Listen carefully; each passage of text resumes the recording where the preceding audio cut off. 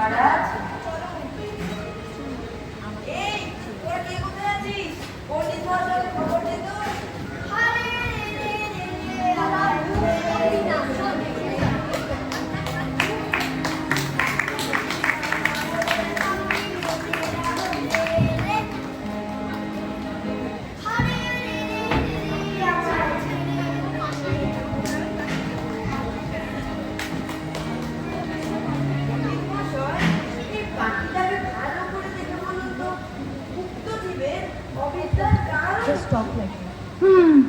এ তো একটি অতীবং কঠিন প্রশ্ন। তবে যদি দক্ষিণা বাড়ানো যায় শীঘ্রই বলা যাবে।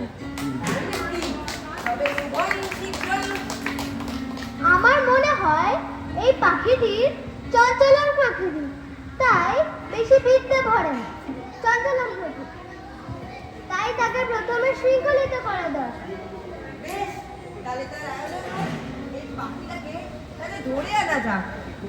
আমার মনে হয় এই পাখিটির মাথাটি অতিবং ক্ষুদ্র, তাই বেশি বিদ্যে ভরে না। তাই সবার আগে প্রয়োজন একটি উৎকৃষ্ট মানের খাঁচা। খাঁচা চাই? উত্তম উত্তম, তাহলে শেখরা মশাইকে ডাকা হোক। আরে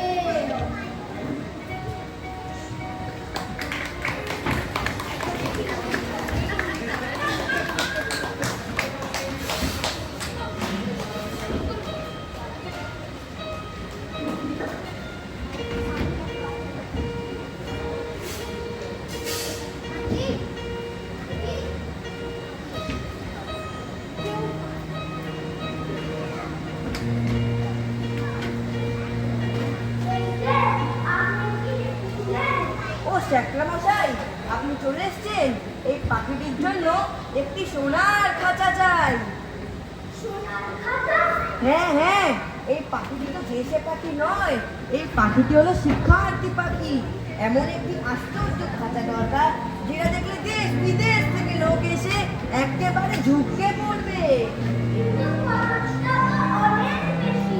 আহা, খরচের চিন্তা করবেন না, পাখির শিক্ষার আয়োজন হবে, ব্যাস। ঠিক আছে, তাহলে আমি কাজ শুরু করি। এই তোরা কে কোথায় আছিস? এই পাখিটাকে ধরে আনতো।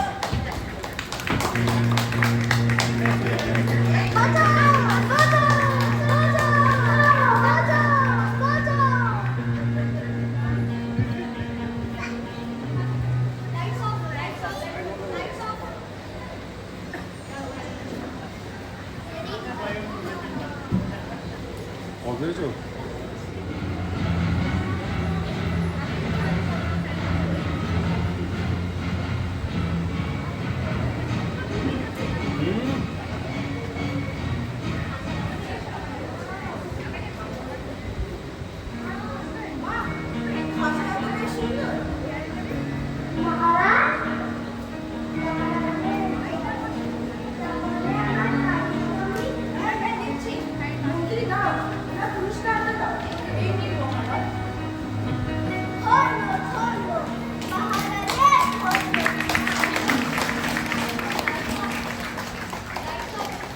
Lights off.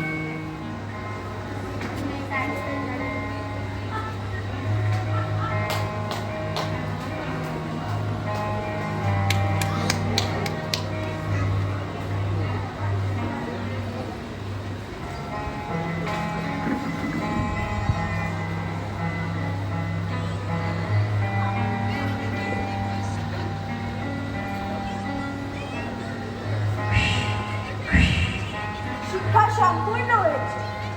আজ থেকে উৎসব হোক।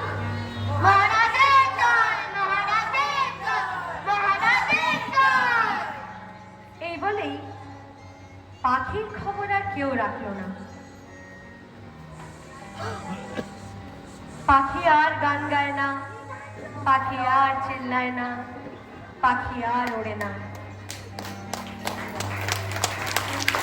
রবি ঠাকুরের এই লেখা